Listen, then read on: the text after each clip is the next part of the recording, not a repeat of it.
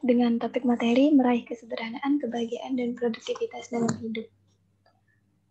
Sebenarnya Zen Habit itu adalah sebuah nama dari blog yang ditulis oleh Leo Babauta. Jadi beliau itu sebenarnya penulis blog, cuman karena banyak pembacanya sehingga karya-karya dari Leo Babauta ini dibukukan menjadi sebuah buku.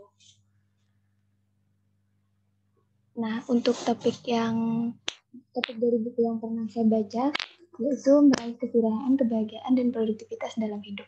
Jadi dalam buku ini beliau menceritakan tentang pengalaman-pengalaman beliau, bagaimana cara-cara beliau untuk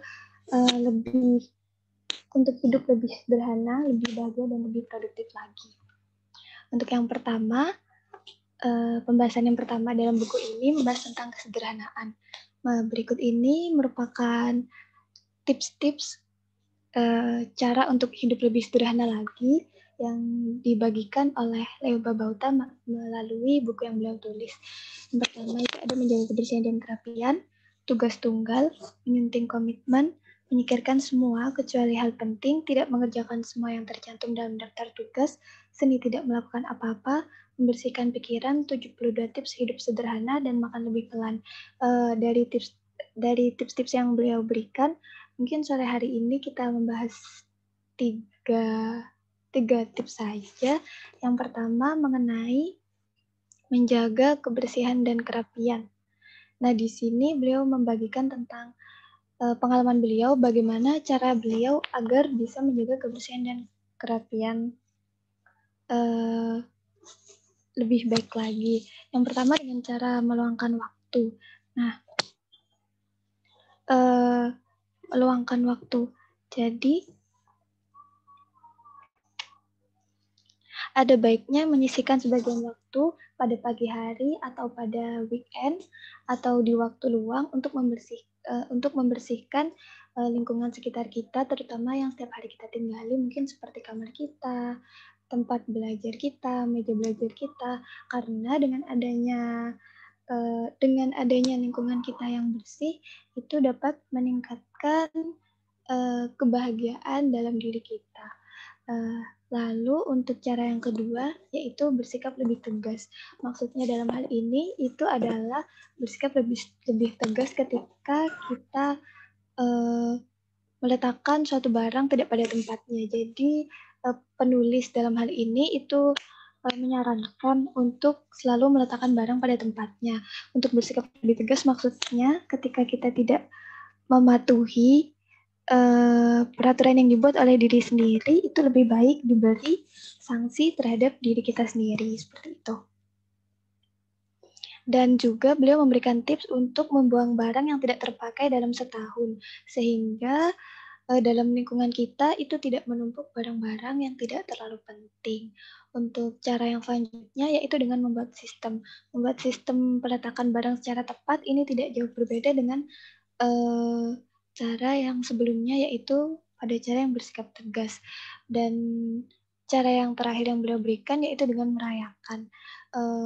Setelah kita membersihkan ruangan kita, setelah kita membersihkan tempat-tempat yang sering kita tinggali, ada baiknya kita memberikan apresiasi kepada diri kita dengan merayakan. Mungkin merayakan dalam hal ini tidak harus dengan hal mewah, mungkin kita bisa dengan memberikan tubuh kita untuk beristirahat, untuk lebih rileks, lebih memberikan waktu kepada diri kita untuk lebih bisa lebih tenang lagi dengan beristirahat, seperti itu. Ini salah satu kutipan yang terdapat di dalam bukunya, yaitu selalu raihkan prestasi, tidak peduli seberapa kecil prestasi yang kita raih. Untuk tips yang kedua, yaitu dengan menyingkirkan semua hal kecuali hal-hal penting. Cara yang beliau berikan yang pertama yaitu dengan mencari tahu apa saja hal yang penting bagi kita.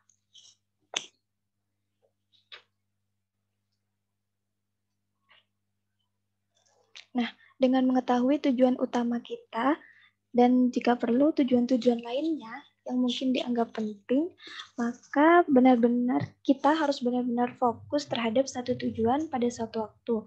Tetapi jika kita mau Jika kita ingin fokus terhadap 2 atau 3 hal tujuan, itu tidak menjadi masalah, namun bisa menjadi masalah jika kita terlalu fokus pada 10 atau lebih tujuan. Karena ntar jatuhnya malah tidak menjadi fokus lagi, karena fokus kita terbagi terlalu banyak. Untuk tips yang kedua, yaitu ditinjau setiap pekannya. Apakah hal yang kita anggap penting di pekan yang lalu itu masih penting untuk kita terapkan di pekan yang akan datang, di bulan yang akan datang, atau bahkan di tahun yang akan datang. Seperti itu. Untuk tips yang ketiga yaitu dengan menyederhanakan komitmen. Kita perlu belajar mengesampingkan komitmen-komitmen yang tidak penting, dan kita juga perlu menghargai waktu kita, sehingga waktu kita hanya kita berikan untuk hal-hal yang memang penting bagi kita, seperti itu. Lalu apabila kita sudah terlanjur berkomitmen pada banyak hal, maka ada baiknya kita bisa berkomunikasi lebih baik lagi dengan pihak-pihak yang terkait. Misalnya kita sudah terlanjur join dalam beberapa organisasi, mungkin ya kalau di kampus, itu mungkin kita bisa berkomunikasi lebih baik lagi dengan mereka bahwa kita ada janji juga dengan organisasi lainnya, seperti itu.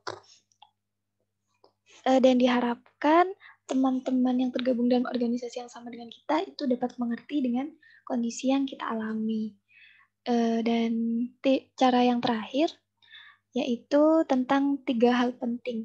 Jadi di sini penulis menyarankan kepada pembacanya untuk menuliskan 3 hal penting yang bisa diterapkan. Ketika 3 hal penting atau tujuan itu sudah tercapai, maka bisa diganti oleh hal-hal penting lainnya, seperti itu. Ini juga salah satu kutipan dari bukunya, yaitu hilangkan kebutuhan atas sistem perencanaan yang kompleks. Untuk tips selanjutnya yaitu membersihkan pikiran. Caranya yang pertama yaitu dengan menulis catatan harian. Nah, di sini penulis berpendapat bahwa catatan harian dapat membantu kita untuk menjelajahi berbagai bidang kehidupan yang tidak terlalu banyak kita pikirkan. Jadi, menurut penulis, kita bisa menuangkan beban-beban pikiran kita melalui catatan harian. Mungkin cara ini juga bisa dibilang cocok untuk tipe-tipe orang yang introvert, tidak bisa terbuka dengan orang lain, jadi bisa diungkapkan melalui catatan harian. Dan cara yang kedua bisa dengan mengatur pola tidur. Nah, di sini ada kalanya waktu tidur kita tidaklah cukup atau pola tidur kita tidak ideal. Jadi kita perlu mengatur pola tidur untuk memaksimalkan kerja otak kita agar bisa lebih jernih lagi dalam berpikir atau berpendapat. Selanjutnya kita bisa melakukan refreshing atau dengan berjalan-jalan, melihat alam sekitar, karena tanpa kita sadari dengan kita melihat alam sekitar, dengan melihat keindahan alam, itu bisa merefresh lagi pemikiran kita.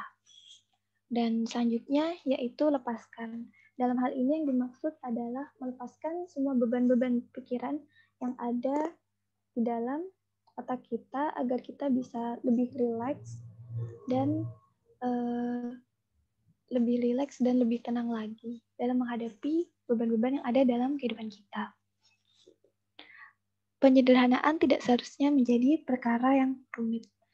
Nah, untuk pembahasan yang kedua, yaitu ada produktivitas. Di sini penulis memberikan tips-tipsnya, di antaranya ada target hari ini adalah tugas paling penting. Jadi, yang dimaksud di sini itu adalah tulislah target yang paling penting untuk dikerjakan di hari ini, agar target itu selesai di hari ini juga, seperti itu. Selanjutnya, berfokus pada batu-batu besar, lalu mengosongkan inbox. Di sini bahkan penulis itu mengajarkan juga hal-hal yang sederhana seperti mengosongkan inbox. Jadi dalam buku ini dijelaskan mengenai kita juga untuk membuang pesan-pesan di inbox yang dianggap tidak penting, seperti itu. Lalu ada membersihkan meja, bangun lebih awal, motivasi diri saat semangat merosot, memaksimalkan hari, dan menenangkan diri seusai didera stres tingkat tinggi. Untuk pembahasan yang pertama, yaitu bangun lebih awal. Di sini beliau membagikan caranya, yaitu no drastis. Yang dimaksud dalam no drastis ini adalah misalkan nih, kita terbiasa bangun jam 5, lalu kita menargetkan bahwa kita besok harus bangun jam 4. Mungkin berubahnya itu kan sangat drastis ya, langsung 1 jam seperti itu. Jadi di sini penulis mengajarkan kepada kita untuk merubah pola kehidupan kita itu secara perlahan.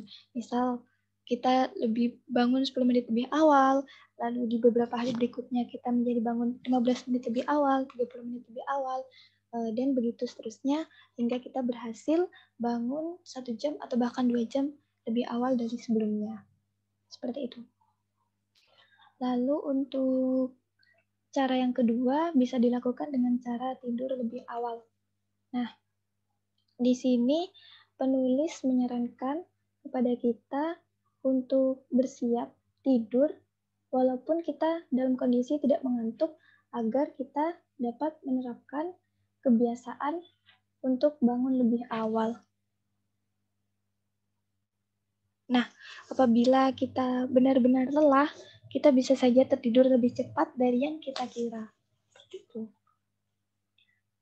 Lalu untuk cara yang ketiga yaitu kita harus memiliki alasan yang bagus.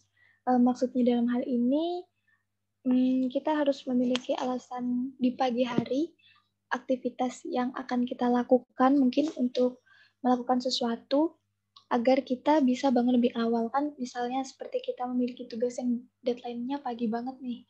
Nah, yang seperti itu juga bisa menjadi salah satu cara kita membiasakan diri untuk bangun lebih awal, untuk melakukan kegiatan penting di pagi hari, seperti itu.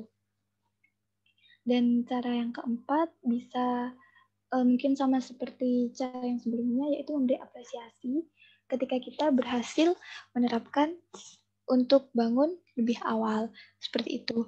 Nah, mungkin apresiasi yang kita berikan kepada diri kita itu tidak perlu dengan hal-hal yang rumit, hal-hal yang mewah, tapi bisa dengan hal-hal sederhana, seperti memberi kita camilan atau sarapan spesial, atau apa dengan memberikan kita hal-hal yang kita sukai, namun bersifat yang lebih sederhana. Karena orang yang terlambat bangun pagi akan kehilangan salah satu pesta terbesar alam. Nah, jadi penulis di sini dalam bukunya juga menceritakan bahwa pesta terbesar alam yang bisa dikatakan indah dan hanya dinikmati oleh orang-orang yang berhasil bangun lebih awal itu adalah ketika matahari terbit, karena itu merupakan pemandangan yang sangat indah, dan ketika kita melewatkan itu, maksudnya kita bangun lebih siang, maka kita akan melewatkan pemandangan tersebut. Nah, untuk tips selanjutnya yaitu memotivasi diri saat semangat merosot.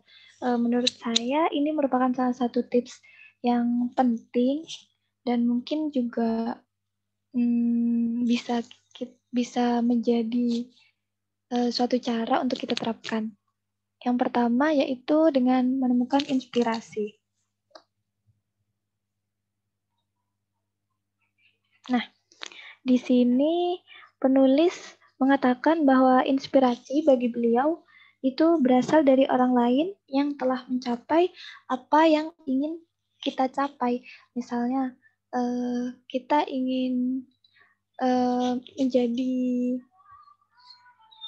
menjadi pilot seperti itu, mungkin kita bisa mencari inspirasi atau motivasi dari mereka-mereka yang sudah berhasil menjadi pilot seperti itu. Dan inspirasi-inspirasi ini bisa kita temukan, apalagi di zaman sekarang mungkin sangat mudah ditemukan melalui media sosial, melalui buku-buku, melalui banyak ya. Kalau untuk kita di zaman sekarang yang sangat mudah menemukan informasi seperti itu. Untuk cara yang kedua yaitu bisa dengan membangun kesuksesan kecil. Maksudnya dalam hal ini itu seperti tadi, kesuksesan atau prestasi sekecil apapun, sebaiknya kita memberikan apresiasi terhadap diri kita. Ketika kita memberikan apresiasi kepada diri kita, maka ada kemunculan semangat dalam diri kita untuk melakukan hal yang lebih baik lagi dari apa yang kita lakukan sebelumnya. Nah, hal itu bisa menjadi motivasi bagi diri kita untuk terus semangat menggapai tujuan atau impian yang kita inginkan. Untuk cara yang ketiga, bisa dilakukan dengan menempelkan kertas yang bertuliskan tujuan-tujuan kita. Mungkin cara ini juga bukan hanya disarankan oleh penulis buku ini, jadi cara ini juga seringkali dibagikan oleh para motivator-motivator untuk menuliskan impian-impian kita dalam sebuah kertas, lalu ditempelkan di kamar kita, di meja belajar kita, atau di lemari atau di kaca, sehingga setiap hari kita bisa melihat impian kita, dan ketika semangat kita sedang merosot, kita bisa menjadikan itu sebagai motivasi untuk bangkit lagi dan semangat lagi demi tujuan yang kita inginkan. Untuk cara yang keempat, yaitu bisa dengan memikirkan manfaatnya. Karena ketika kita merasa tujuan yang kita punya itu bisa memberikan kebermanfaatan yang lebih luas, maka kita bisa membangkitkan lagi semangat yang sebelumnya sempat menurun. Seperti itu. Ini juga kutipan, apapun yang Anda lakukan, jangan pernah menyerah untuk terus memperjuangkannya. Selanjutnya, tips yaitu menenangkan diri seusai diderita stres tingkat tinggi. Nah, ini bisa dilakukan dengan tarik nafas dalam-dalam. Nah, di sini penulis juga membagikan tata caranya. Jadi bisa dengan menarik nafas dalam-dalam, kemudian ditahan, dan kemudian dihembuskan secara perlahan. Lalu sambil menghembuskan nafas itu, kita sambil menghitung 1 sampai 10, dan kita bisa merasakan ketegangan dan stres yang mengalir keluar dari dalam tubuh kita bersamaan dengan hembusan nafas yang kita keluarkan. Sehingga dari situ kita bisa melepaskan beban-beban pikiran, beban-beban yang kita tanggung di kala itu. Seperti itu. Untuk cara yang kedua bisa dilakukan dengan berolahraga. Karena banyak juga para ahli yang mengatakan bahwa olahraga itu dapat merilekskan pikiran, bisa mengurangi beban-beban, dan bisa membuat kita lupa dari beban-beban berat yang menimpa diri kita. Seperti itu. Nah, di buku ini penulis juga memberikan pengalamannya bahwa beliau melakukan olahraga dengan berlari-lari pagi, hanya jogging di sekitar rumahnya beliau, terus juga dilakukan dengan olahraga ringan yang lain seperti bersepeda, seperti itu. Tapi beliau sudah merasa bahwa beban-beban yang beliau tanggung, masalah-masalah yang sedang dihadapi itu bisa terasa lebih ringan lagi. Seperti itu. Untuk cara selanjutnya yaitu bisa dilakukan dengan bermeditasi.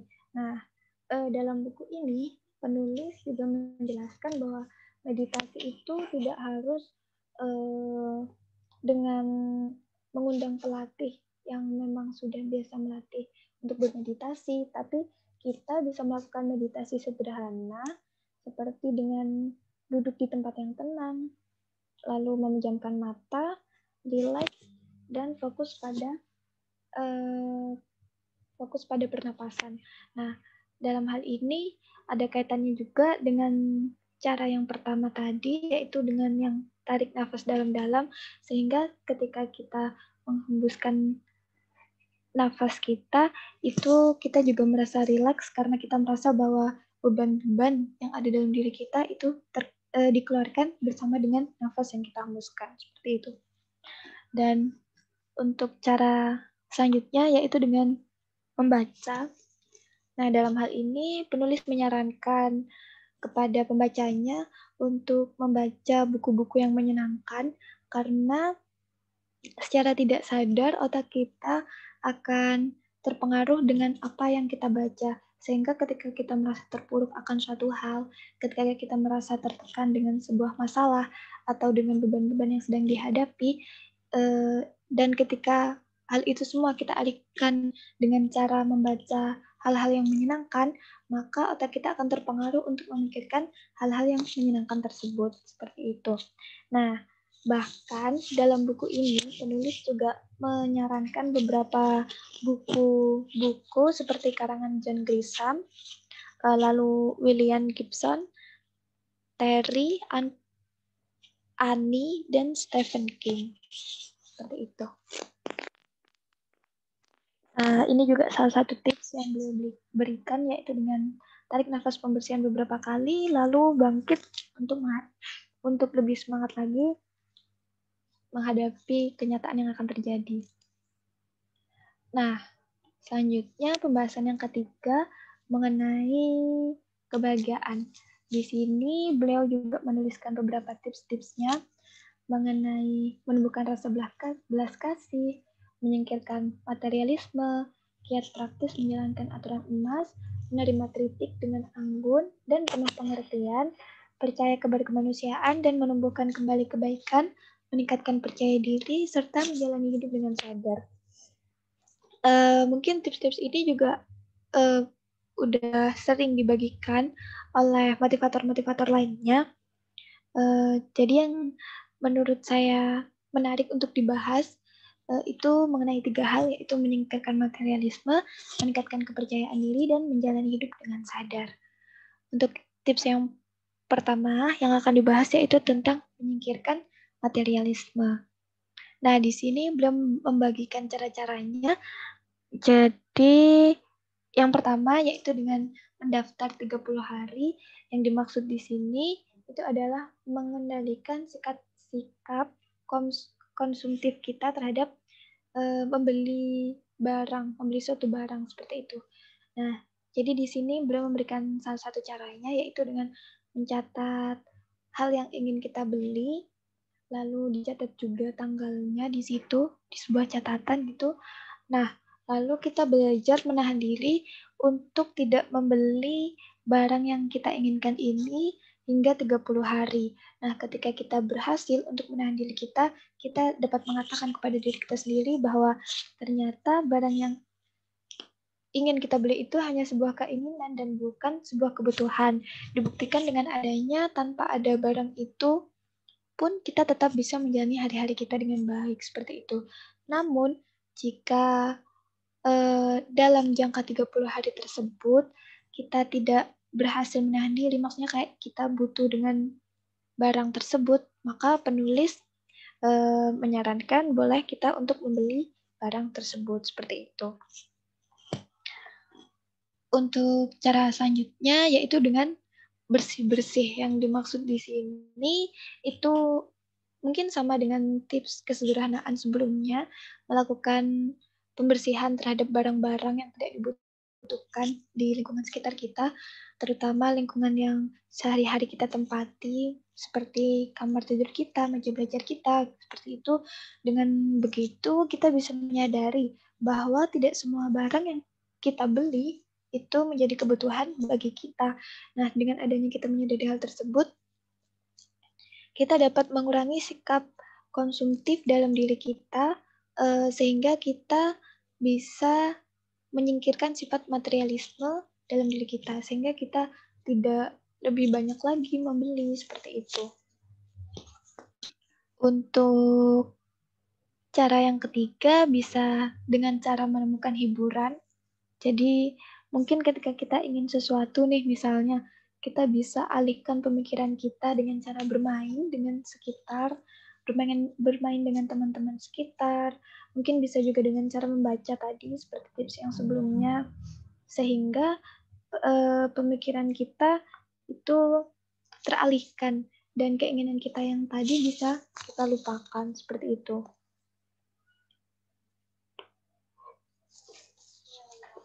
Lalu tips yang selanjutnya yaitu dengan membeli barang-barang bekas. Nah, di sini karena ini tips yang diberikan untuk bisa hidup lebih sederhana, maka penulis menyarankan kepada kita untuk bisa membeli atau membuat sesuatu yang kita butuhkan dengan menggunakan barang-barang bekas yang ada di sekitar kita, seperti itu. Nah, dengan cara itu kita bisa membiasakan diri kita untuk hidup lebih sederhana lagi. Nah, kebahagiaan adalah memiliki keluarga, cinta, dan hubungan baik sesama, bukan tentang materi seperti itu.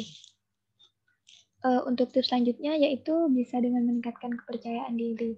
Untuk cara-caranya yang pertama bisa dengan cara berpikir positif. Nah, di sini penulis menyarankan kita untuk berpikir positif kepada diri kita sendiri, bahwa kita tidak seburuk apa yang kita pikirkan, bahwa sebenarnya kita mampu untuk melakukan sesuatu hal, bahwa sebenarnya kita memiliki kemampuan untuk melakukan suatu hal. Walaupun kemampuan setiap orang berbeda-beda, tapi pasti dalam diri setiap orang itu memiliki sebuah kemampuan yang bisa dikembangkan untuk bisa menjadi lebih baik lagi. Seperti itu. Nah, ketika kita sudah merasa bahwa kita bisa, bahwa kita mampu untuk melakukan sesuatu, dari situlah akan muncul sikap percaya diri yang kita inginkan. Seperti itu. Untuk yang kedua, bisa dilakukan dengan cara tersenyum. Nah, di sini penulis mengatakan bahwa dengan cara senyum, beliau bisa merasa lebih baik dan dapat membantu sikap kita berubah juga terhadap orang lain. Mungkin maksudnya seperti ini ya. Jadi ketika kita mungkin sedang emosi, nah dengan senyum itu kita bisa lebih menahan emosi kita bisa lebih mengendalikan diri kita untuk bersikap lebih baik lagi kepada orang lain. Seperti itu. Nah, ketika kita bisa bersikap lebih baik dengan orang lain, kita akan memiliki relasi baik dan lebih banyak. Nah, dengan memiliki relasi yang lebih banyak tersebut, kita bisa lebih percaya diri dalam melakukan sesuatu. Seperti itu. Untuk selanjutnya yaitu mengenali diri sendiri. Nah, di sini beliau mengibaratkan ketika pergi ke medan perang, maka jenderal yang paling bijak akan belajar mengenal musuhnya, seperti itu. Nah, ketika jenderal tersebut sudah mengenali musuhnya, maka jenderal itu bisa lebih mudah untuk mengalahkan musuhnya. Jenderal tersebut lebih mudah untuk mengalahkan musuhnya. Nah, sama seperti ketika kita mengenali diri sendiri, maka kita bisa mengendalikan diri kita untuk lebih bisa meningkatkan kepercayaan diri. Seperti itu. Untuk cara selanjutnya yaitu bisa dilakukan dengan cara bersyukur. Nah, di sini penulis berpendapat bahwa bersyukur bisa menjadi kegiatan yang sangat positif dan bermanfaat yang akan meningkatkan citra diri kita di lingkungan sekitar. Nah, ketika kita sudah memiliki citra yang baik terhadap diri kita sendiri, juga terhadap teman-teman di sekitar kita, kita bisa merasa lebih percaya diri dari sebelumnya. Seperti itu. Nah, ini salah satu kutipan beliau juga, pikirkan hal baik tentang diri kita, maka kita lebih bisa untuk percaya diri. Untuk tips selanjutnya yaitu menjalani hidup dengan sadar. Nah, di sini cara-cara yang beliau berikan yaitu dengan meninjau hubungan. Maksudnya, sebagai makhluk sosial, kita pastinya selalu berhubungan dengan orang, berkomunikasi dengan orang-orang di sekitar kita. Nah, dengan adanya hal tersebut, kita perlu untuk memperbaiki komunikasi kita, memperbaiki hubungan kita dengan mereka. Untuk cara yang kedua, yaitu mempertimbangkan dampak kita terhadap dunia. Dalam hal ini, setiap hidup itu selalu memiliki dampak. Dan terlepas dari itu, apakah kita memikirkannya? Maksudnya itu kayak setiap apa yang kita lakukan itu apakah kita sudah memikirkan dampak yang akan terjadi dari apa yang kita lakukan, seperti itu. Nah, hal-hal ketika kita mempertimbangkan hal ini, maka kita akan menjadi lebih sadar mengenai hidup kita. Untuk cara yang ketiga, yaitu dengan mengendalikan cara menghabiskan waktu. Kayak kita itu harus memikirkan waktu kita itu kita habiskan untuk apa, karena waktu kita sekarang akan menentukan kita akan menjadi apa di masa depan. Ketika kita memanfaatkan waktu kita untuk hal-hal yang baik, maka insya Allah mungkin kita akan bisa menjadi orang yang baik juga di masa yang akan datang. Dan yang cara yang terakhir yaitu dengan menjelajahi diri. Nah, di sini beliau si penulis memberikan sarannya yaitu dengan meluangkan waktu untuk memikirkan orang macam apa kita ini, apa kita sudah menjadi orang yang baik di mata orang lain, untuk kita juga seperti itu. Dan orang lain menilai diri kita sebagai orang yang seperti apa. Maka ketika kita sudah mulai mengenali diri kita, menjelajahi diri kita akan merasa kita akan bisa menjalani hidup kita dengan lebih sadar lagi. Seperti itu. Dan ini mungkin kutipan terakhir, kita dapat membuat keputusan sadar untuk mengubah cara menghabiskan waktu di masa depan. Mungkin sekian. Ini ada sebuah kutipan yang saya temukan, yaitu tiada yang instan dan mudah dalam hidup, namun tiada pula yang tak dapat diraih dalam hidup dengan usaha keras dan berdoa.